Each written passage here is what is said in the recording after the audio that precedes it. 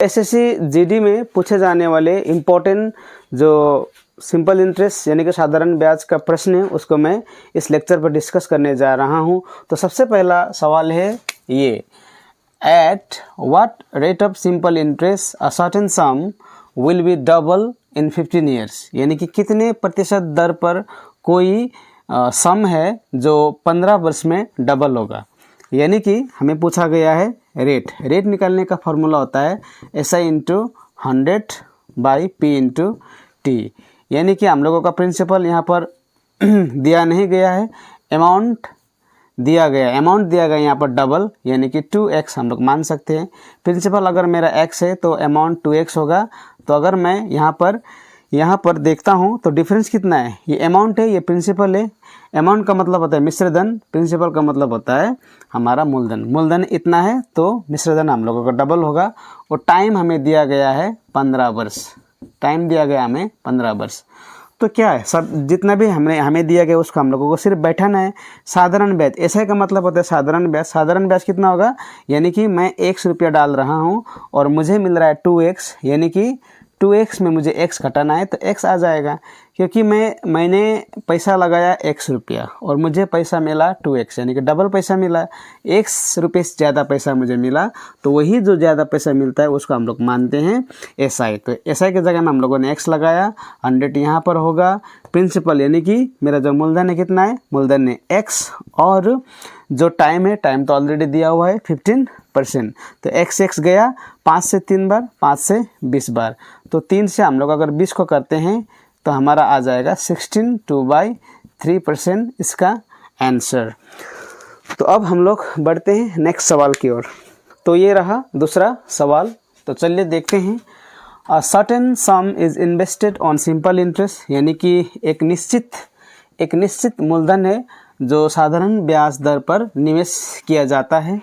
यदि यह जो पैसा है 10 वर्ष में ट्रिबल्स हो जाता है, ट्रिबल्स का मतलब होता है 3 गुना, ट्रिबल्स का मतलब होता है 3 गुना हो जाता है, तो इसका रेट निकालना है। यानी कि हमें क्या दिया है, हमारा प्रिंसिपल है, ये अमाउंट है, ये रेट है और ये है टाइम। तो प्रिंसिपल सर्टेन बोला है तो प्रिंसिपल हमें दिया नहीं गया है, तो प्रिंसिपल को हम लोग मानते हैं x। मैंने इतना रुपया डाला, बढ़कर कितना हुआ 3 गुना, यानी कि x का 3 गुना 3x। हमें निकालने के लिए बोला गया है रेट, और टाइम है मेरा 10 वर्ष, टाइम है मेरा 10 वर्ष। तो रेट निकालने के लिए बोला है तो हमें मालूम है रेट का फॉर्मूला होता है SI into 100 by P into T. तो ऐसे कितना होगा, मैं अगर 100 रुपया डालता हूँ और बढ़ के 3x हो जाता है तो x ऐसा कितना होगा, 3x में x घटाएगा, 3x में अगर हम लोग x घटाएंगे तो 2x होगा, क्योंकि जो पैसा डालेगा उससे बढ़कर जितना भी ज़्यादा पैसा मिलता है वो बन जाता है मेरा SI। तो SI की जगह में मैं डालता हूँ 2x, यहाँ पर होगा 100, और ये प्रिंसिपल कितना है x, टाइम कितना है, टाइम है मेरा 10 वर्ष। तो x गया 10 से 10 बार जाएगा, 10 दूना 20, यानी कि हमारा आंसर होगा 20% दर पर अगर मैं किसी बैंक या फिर किसी जगह में पैसा रखता हूँ, किसी निश्चित पैसा को, तो वो 10 वर्ष में 20% दर से 3 गुना हो जाता है। तो अब हम लोग बढ़ते हैं नेक्स्ट सवाल की ओर।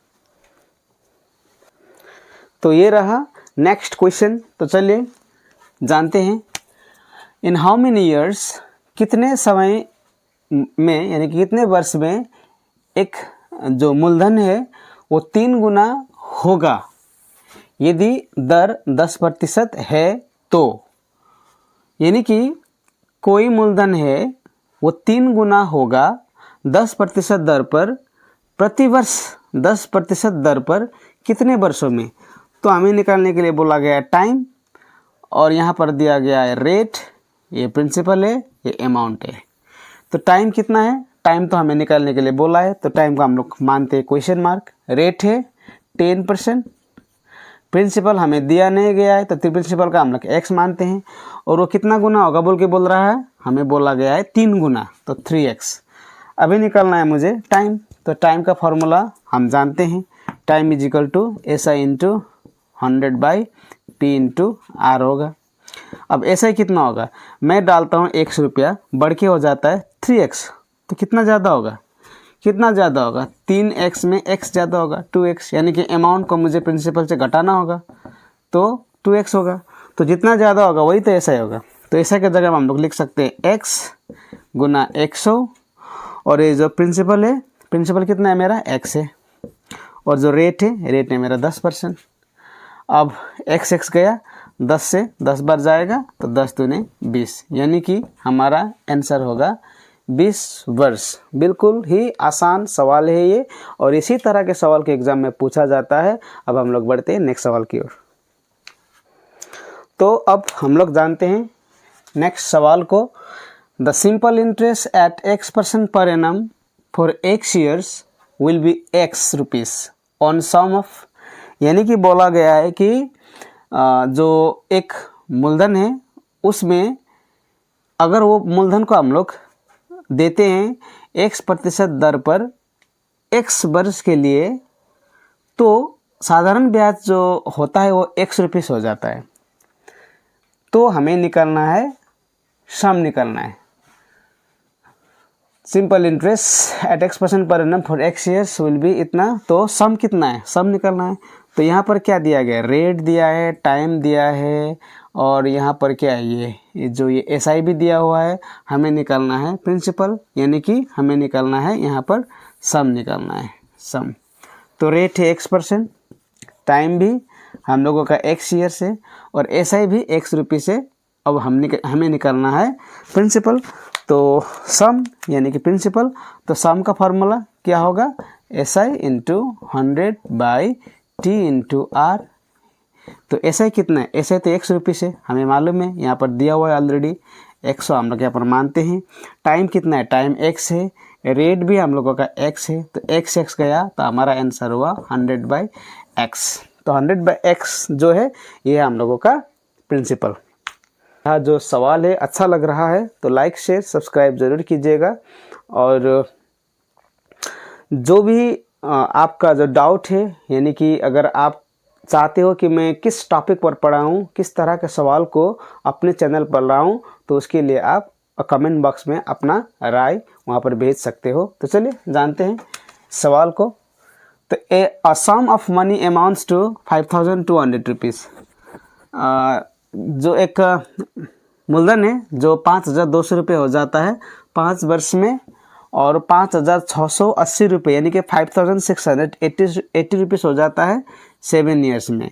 तो सिंपल इंटरेस्ट बताना है हमें। The rate of interest per annum is, तो जो है प्रतिवर्ष दर, कितने दर पर जो एक मूलधन है वो 5200 रुपये हो जाता है 5 साल में, और 5680 रुपये हो जाता है 7 वर्ष में साधारण ब्याज दर पर। तो हमें निकालना है यहाँ पर इंटरेस्ट। तो ऐसे सवाल को किस तरह से करते हैं, 5680 रुपया, 5680 रुपये हो जाता है कितने वर्ष में, 7 वर्ष में। उसी तरह 5200 रुपया हो जाता है कितना वर्ष में, 5 वर्ष में, 5 वर्ष में। तो इसका डिफरेंस हमें निकालना होता है। 7 में 5 गया 2, तो यहाँ पर 0 गया, 8 में 0 8, 6 में 2 गया 4, यानी कि 2 वर्ष में इतना होता है। तो 1 वर्ष में कितना होगा, 1 वर्ष में होगा 480 को हमें 2 से भाग करना होता है, तो 240। 1 वर्ष का अगर ब्याज 240 रुपया है तो 5 वर्ष में कितना होगा, 1 वर्ष का 240 है तो 5 वर्ष में होगा हमारा 1200 रुपया। अभी मैं यहाँ से कर रहा हूँ 5 वर्ष में 1200 रुपया क्या होगा SI, जबकि 5 वर्ष में अमाउंट कितना हुआ था 5200। तो 5 वर्ष में 5 वर्ष के हिसाब से हम लोग निकाल रहे हैं इस हिसाब से। तो 5 वर्ष का अमाउंट कितना होता है 5200 रुपया। तो 5 वर्ष में SI कितना हुआ, 5 वर्ष में SI हुआ 1200 रुपया, और अमाउंट को अगर हम लोग SI से घटाते हैं तो हमारा आ जाता है 4000 रुपया हो गया हम लोगों का प्रिंसिपल।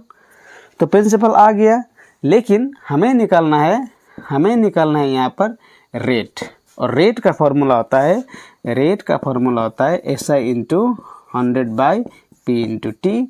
और SI कितना है, SI है हम लोगों का 1200 रुपया, और 100 जो है हम लोगों का फॉर्मूला का है।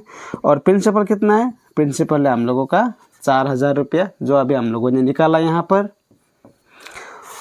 और टाइम कितना है, टाइम तो 5 वर्ष, क्योंकि हम लोग 5 वर्ष के हिसाब से निकल रहा है, ना कि 7 वर्ष के।